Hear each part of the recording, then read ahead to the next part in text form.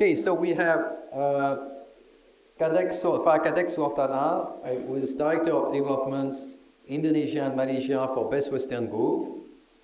Then we have Ivan Casadevall, and the founding partner of CIHS Consulting. And I guess Ivan on his previous slide, he'd like to say that you, but he will tell us all about his new family. Then we have Jonathan Pagulu, Director of Business Development of the Rising Star Hotel Group. Yes. Thank you. And then Norbert Vaz, whom you already also know from Archipelago, but he's coming today in the diplomat. The scope of the event, Managing Director at Optimum Hospitality. So I think maybe everyone you would introduce yourself.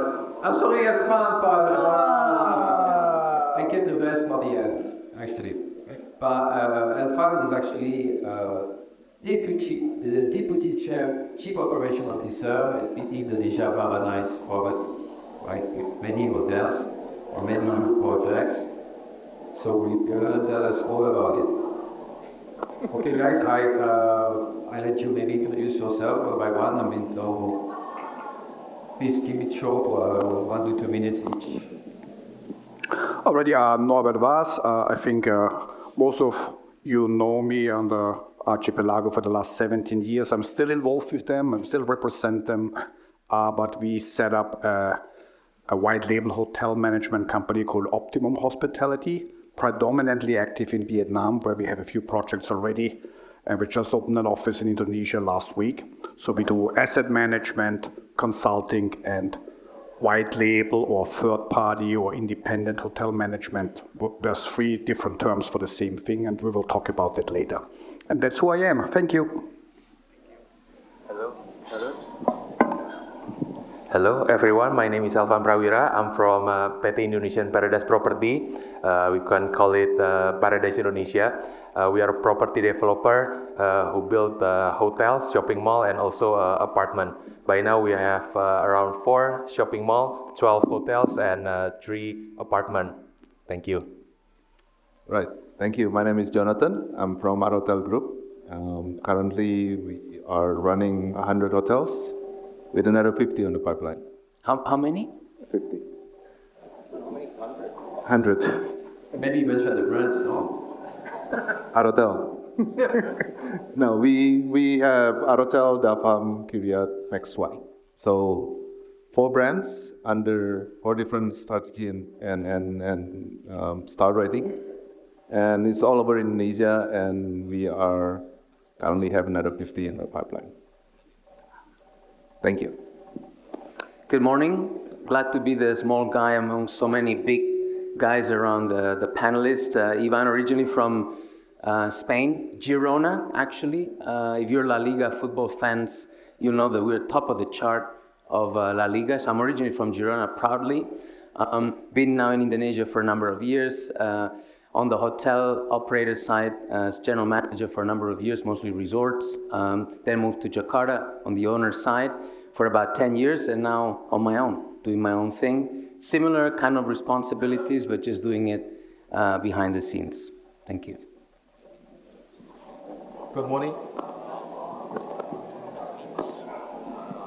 Good morning, everyone. It's nice to be here.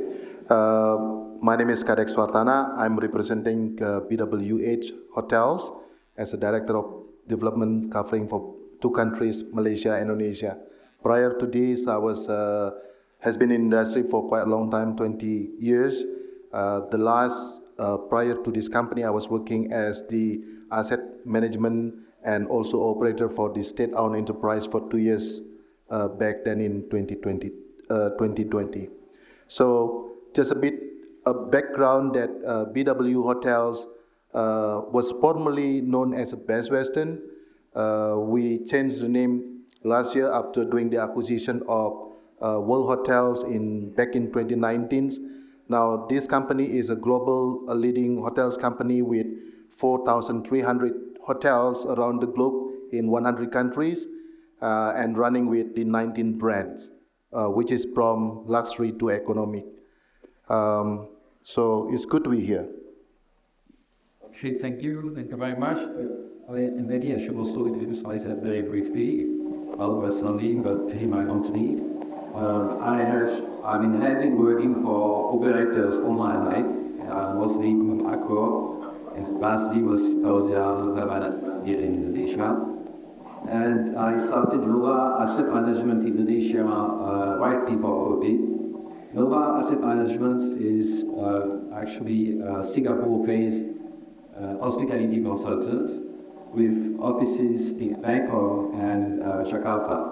So as asset managers, basically what we do, we look at owners' interests, right, on the early stage of their project, like feasibility study, all the way until the opening and after the opening as owners' representatives. And anything between these two periods. So I'm really happy to moderate this panel today. As I think we have a good combination of hotel owners, hotel operators, and also consultants. The big topic, management contracts. If we had had to be punched with maybe on franchise, because this is also something coming out more and more in Indonesia. But management contracts, I just have a quick slide to make sure that we all understand the same thing when we talk about management contract.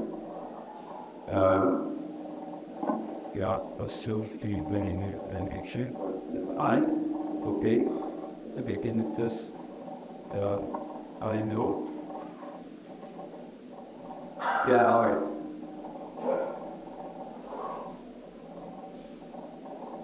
In definition, I'm not sure if this is really needed. Hotel management agreements is a legal agreements, set of agreements between the hotel owner and an operator. Management company, well, you could all know that, and I hope I haven't lost anyone it now. Yeah, it's very difficult to make it standardized because I mean, it's a management agreement can be anything between, well, just a few pages up to, in some cases, like the big international rules, and go up into 200 pages HMA with all the additional contracts, like other management agreements, the license, trademark, royalty, says about it. I mean, they have different names, the maximum rules.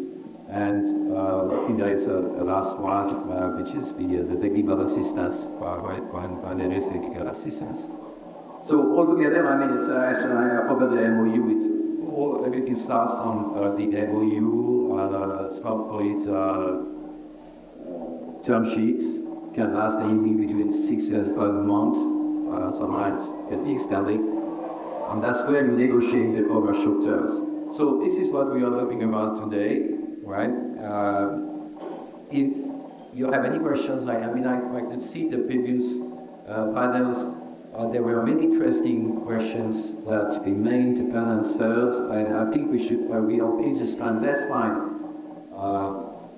Talking about, because we prepared some questions, obviously, but we give you the priority. So any question you have, please feel free to ask them on the street. But I'm talking about the management agreements. I think the most interesting question, we have owners, we have operators, is to understand and for you guys to know how we go about these management agreements. Everybody says in Indonesia it's different, and in Europe or in the US. How is it in Indonesia? Who wants to start? Anyone? This is question for how important is the management contract? How often do you refer to it, or do you just once it's signed, you just put it in the drawer and forget it until the end of it? or is it something that you use on a regular basis when talking to your owner or onshore owner, talking to the operator? And second question, what are the main causes you really want to fight for as an owner or as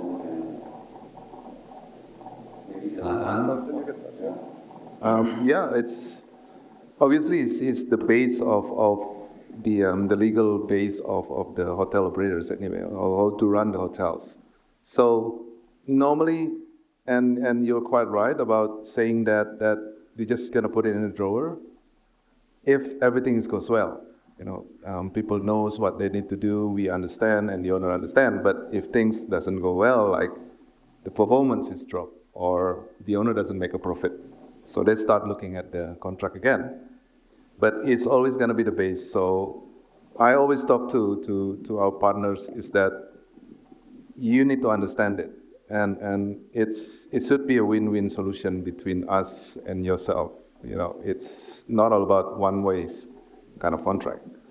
And mostly the Indonesians, the partners that we talk to, some, if it's like a big company, then they understand that they have their own legal team. And if it's not, then you might want to pursue to find, a legal partner that can assist you. Because the contract, like you said, is 100 pages, and it's a lot of things in there.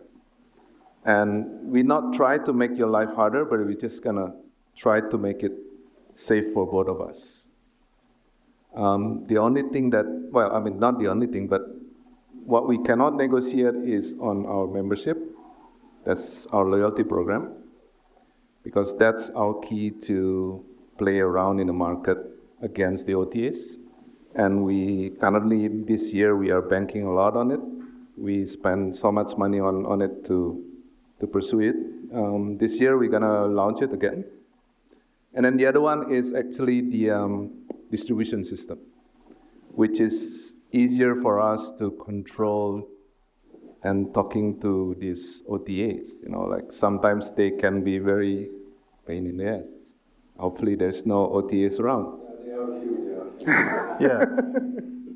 No, but the power of distribution is very important, especially in this time of the year. This time of the year is like technology is everything. So OTA is always something that you want to control it in a way, right? If the fund as an owner, what is a management agreement important, and what do you really look at? Yeah, I think I follow Jonathan's answer. Yeah, it's very important for sure. If something goes wrong, we refer back to the contract. It's definitely. But what we're looking at is basically, I won't say it's a tricky, but let it put this way. Better to know at the beginning what's included, what's not included, what's inside the contract. So we have to avoid the misunderstanding in the future. So that should be clear, because it's a kind of win-win agreement between both developer and the operator itself. Okay, and what is the most important thing that you negotiate? Of course, that's why the fee, but also what's included and not included inside the contract. That's something that we have to negotiate with the operator from its beginning. So if they forget anything in the contract, then Fabric choose it afterwards. Yeah, it's like Jonathan said, it's like a marriage. Once the marriage okay, it was okay. Once get a problem, you keep asking what's promising between the man and the woman. It's always like that. The marriage sort of myth in HMS is interesting. They become more like a prenup, right? Rather than a marriage document. Because when there's a marriage, it's basically a love consensus between a man and a woman. Or sorry, we're not going to go into genders, because the Western challenges. Western challenges are coming our way. But basically, in a management agreement, there's no wife and and husband per se. You know, you've got general managers, mostly and management teams. They don't get involved into negotiating the terms, and then sometimes even on the owner side, owner reps that maybe they also don't take that part in the component. So it's more of a prenup, in my opinion. I think from the owner side, what is really important to look at is opportunities where the commercial terms may turn into, you know, high financial implications that, you know, both parties are not ready to assume during the signature. I think that's very important. Commercial terms, as we understand, are simple and easy to calculate based on projections, but the financial implications of certain fees, whether, as Jonathan mentioned, you know, distribution fees, central reservations, IT fees, and some other, I wouldn't say hidden, but I would say that there would be terms that then would end up being expensive at the end of the session. And then maybe operationally, obviously, the deliverables are very important. Operators, they usually, you know, follow certain terms and conditions, but certain deliverables could be misunderstood. And then finally, just legal. I guess semantics are important, and that will give you an opportunity to exit, which is one of the main conditions that an owner would always want to understand, and of course how termination translates into that. If I may add, Xavier, actually that stepping into a hotel management agreement is like unlocking a new level of game. It may actually raise your eyebrow because it all contains of legal jargon, but this actually is a fundamental and basic.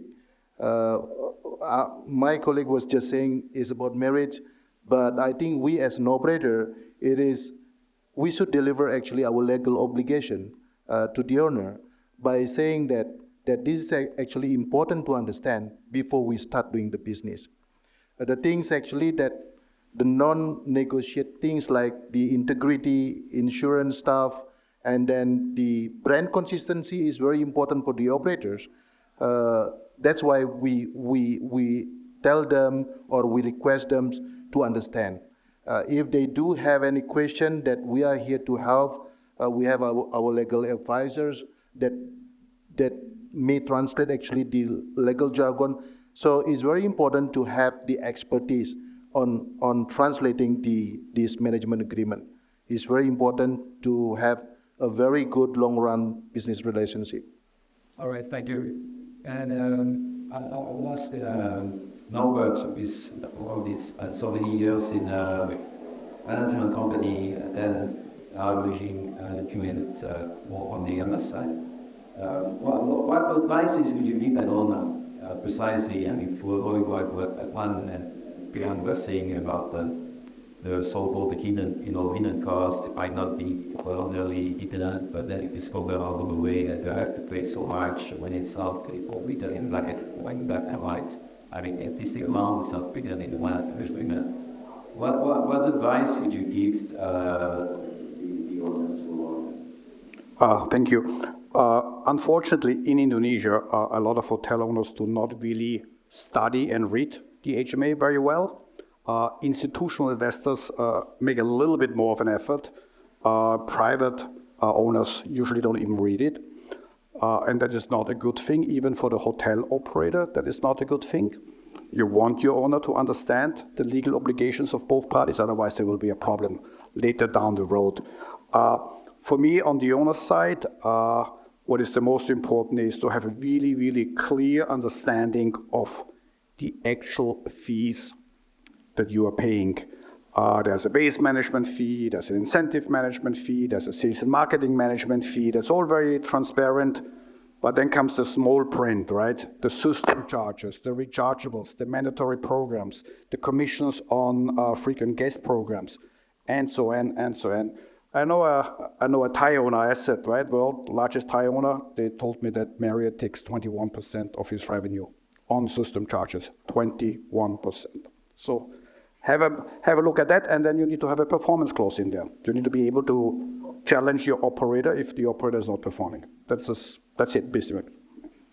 Sure. I mean, this performance clause is which was very, very rare, and 50 years ago is still more and more here in Indonesia and etc. India. Will you like the Suladan view? See you. No. I mean, yes. In the market, yes.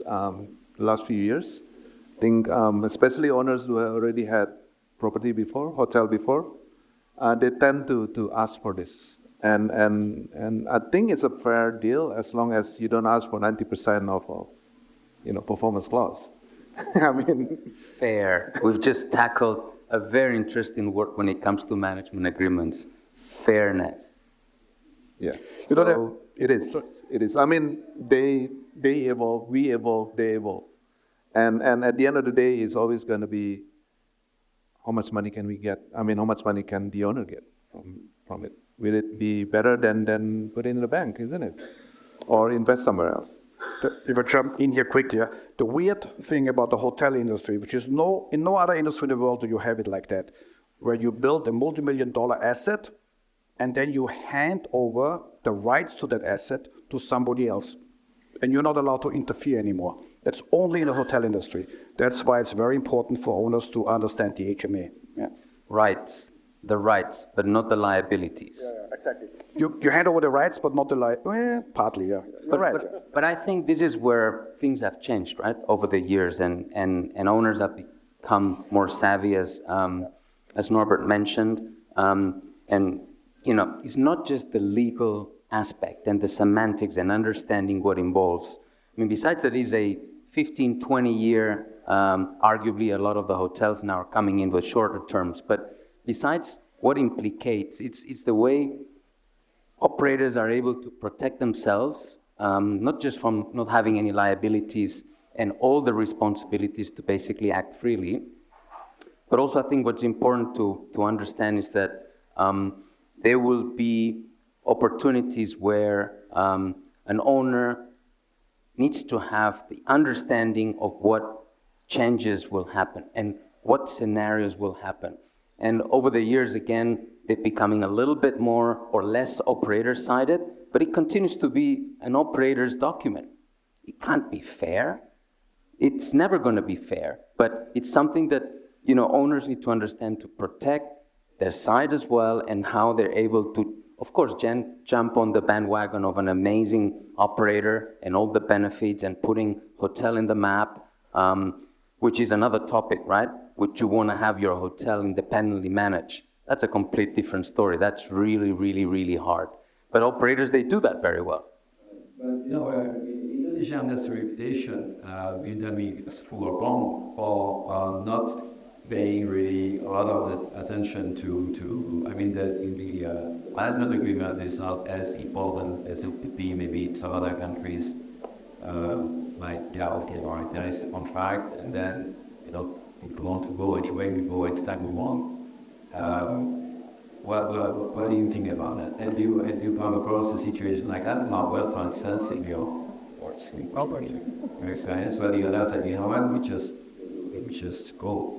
Yeah, Indonesia is a lovely country where people are flexible and wheel and deal, right? And as a hotel operator, you have to become like Asian bamboo. You bend in a typhoon, but you never break. Vietnam is completely different. Every hotel owner comes with a set of lawyers, and the negotiations takes 5 months, and all the lawyers make a lot of money, and we don't. But yet every market is different. Indonesia, hotel management contracts are not really being enforced, and it's mostly a give and take in a relationship kind of a thing. And that's actually not a bad thing, Yeah. As long as the owner is honest and treats his staff fair and adheres to life, health, and safety standards, the operator has no big reason to complain. That's what we like Indonesia for, right? There's a lot of abu-abu, right? Yeah.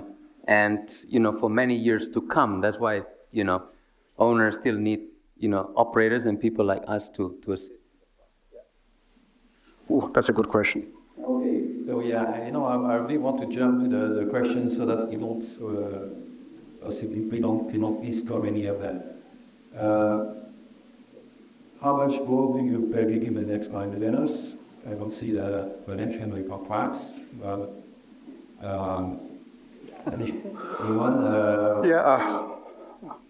The growth question? Well, I mean, we've mentioned it before, there's nothing to do with contracts, but maybe we can talk about the asset class. That's a little bit more interesting then because growth plays in there. We have heard before that Indonesia is actually the only country in Southeast Asia which is currently outperforming 2019 trading volumes. So we are looking at a really, really good future. I believe that the business model here will change into franchising becoming predominant.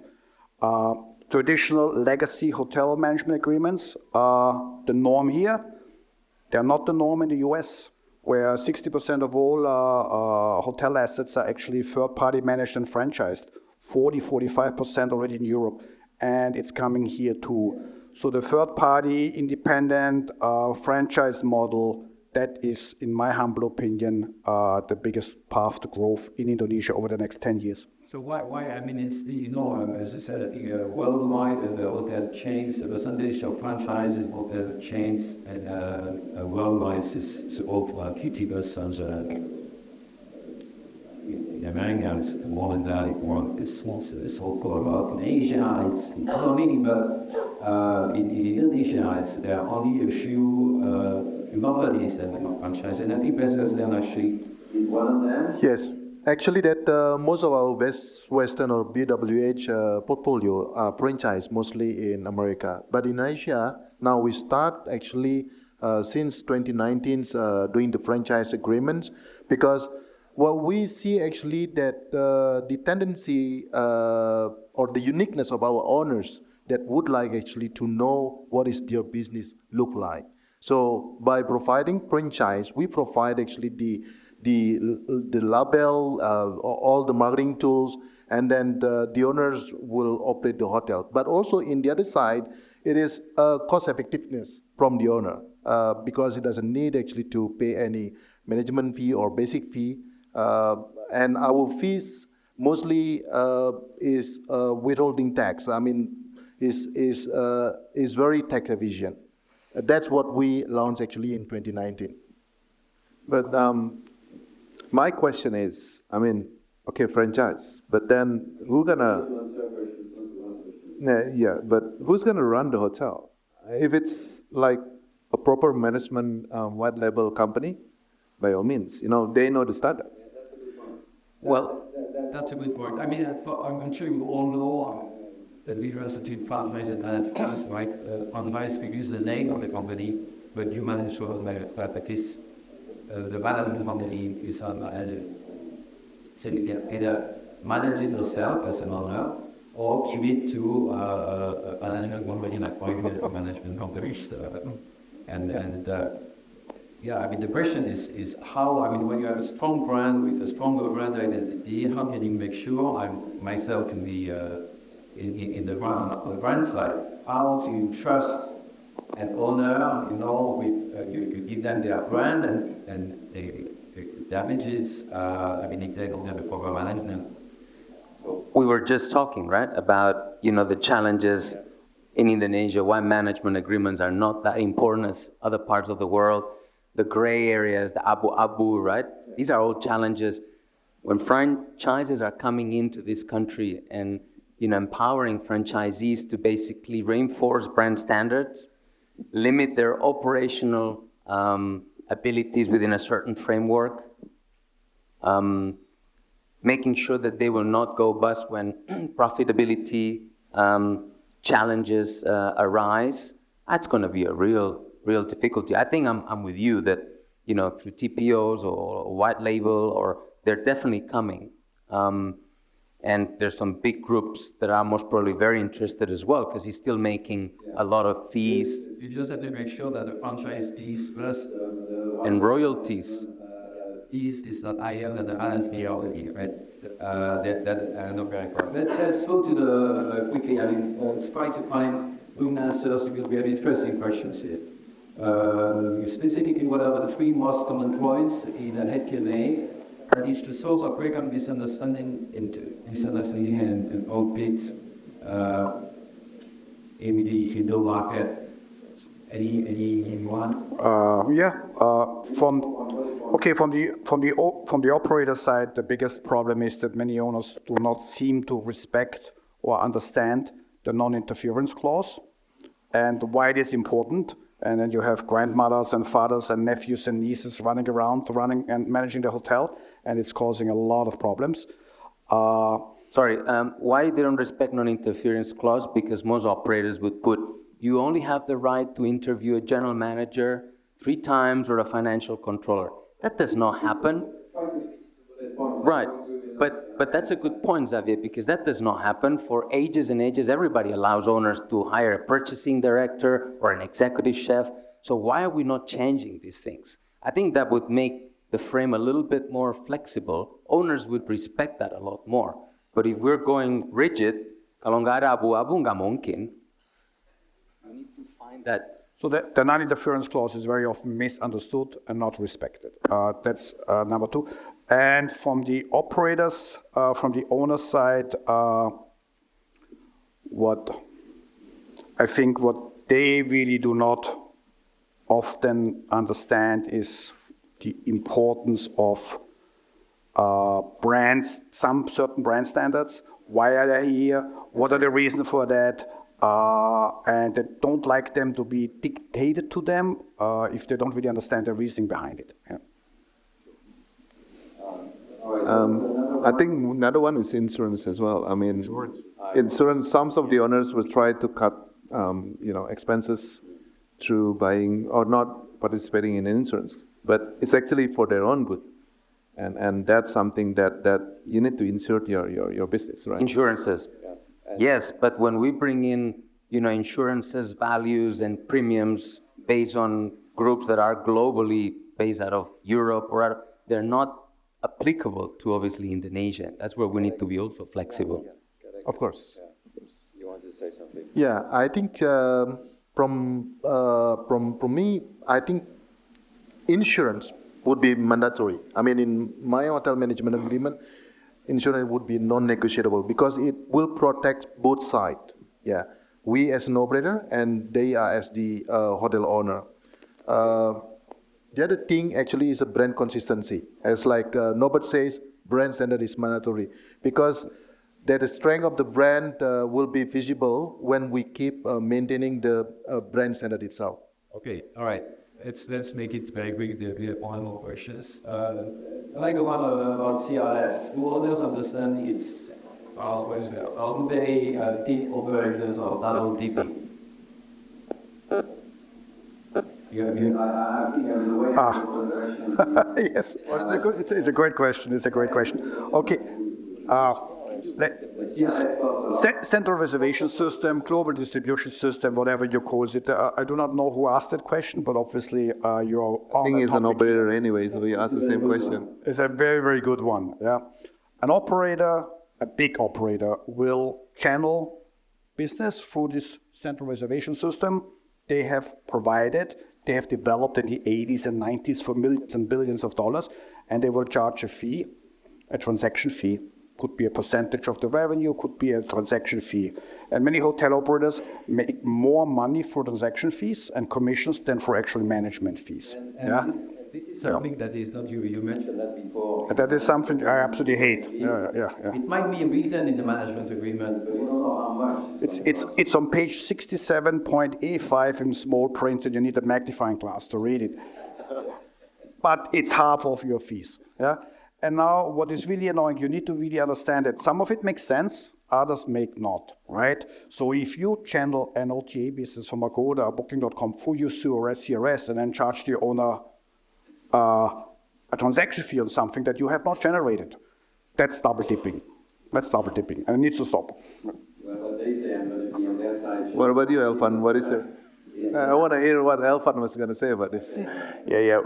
We have experience like having 12 hotels, but it's true sometimes when we come back to the operators answer the same like, okay, we charge you only 4%, comparing to the OTA it's 15%. It's always cheaper to go to us, but it's not a matter of how much you charge the percentage itself. But yeah, from its beginning, it's better to know what's included and what's not included. Otherwise, it will be creating in our minds it's double dipping, or you charge something and take more from the owning. But what Norbert was saying is that some of them, I'm not going to mention any names here, don't worry. But some operators, they even charge you for OTAs going through their channel, right? So they will always explain, this is thanks to that you have a very low commission rate in the OTA, which is not always the case, right? Yeah. But all in all, I mean, we did the exercise in some cases, right? All in all, when you add up all that, it can, in some cases, it can go actually higher than just a normal OTA commission, right? So this is something really to enter very seriously. This is what we're mentioning at the beginning, that those commercial terms, what financial implications they will have.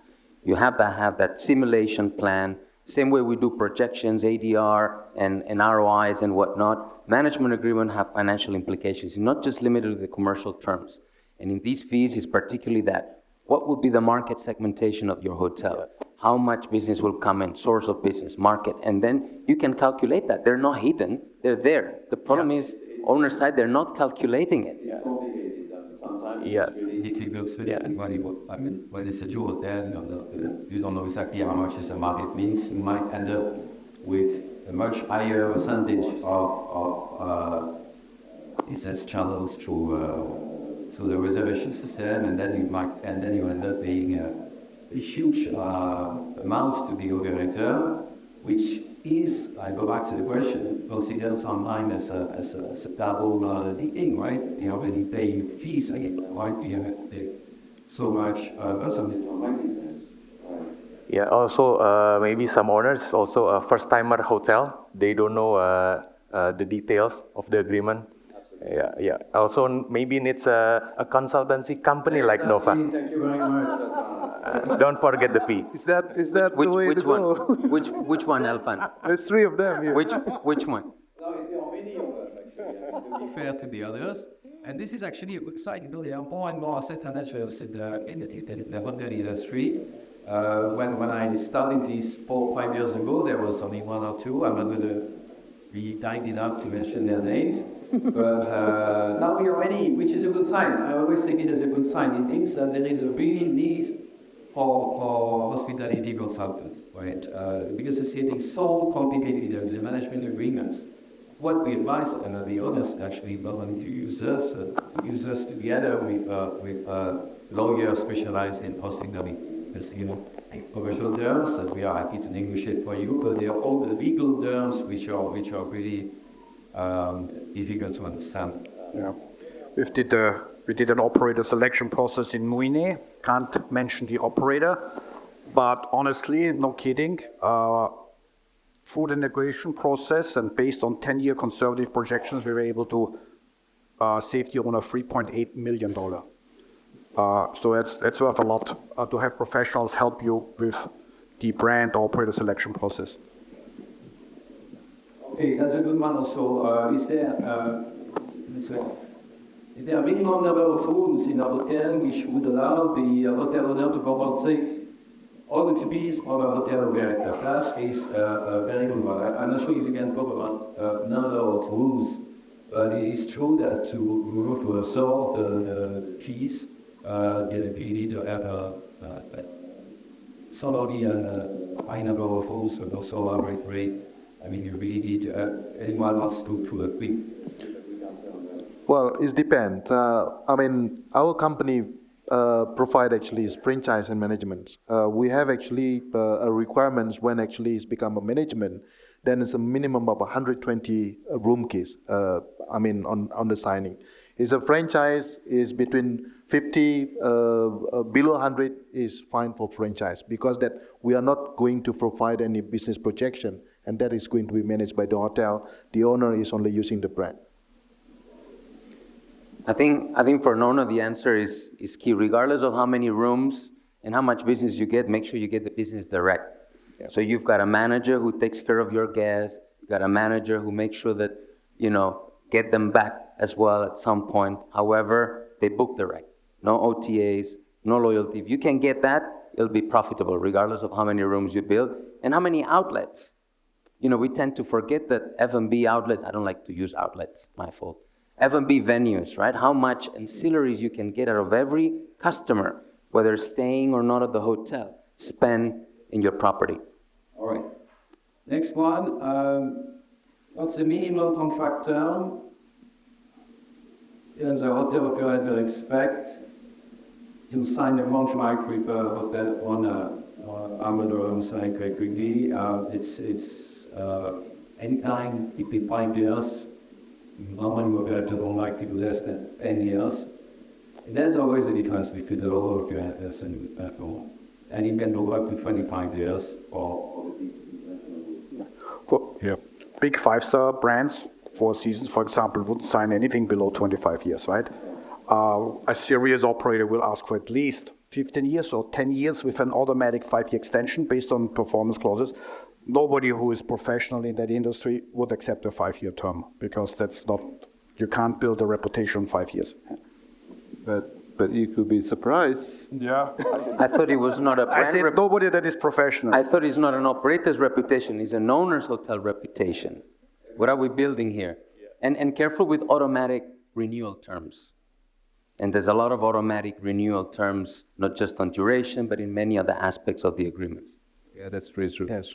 I wouldn't advise, you really have to pick the right operator and stick with it on. So I wouldn't advise a hotel to change the name. It takes time for the new name to get into the market, or people to get used to it. And I don't advise the owners to change the name every 5-10 years. Better you stick with the operator you like and continue with them. What is the common misunderstanding between stakeholders in contracts? I think we touched on this one already before, more or less.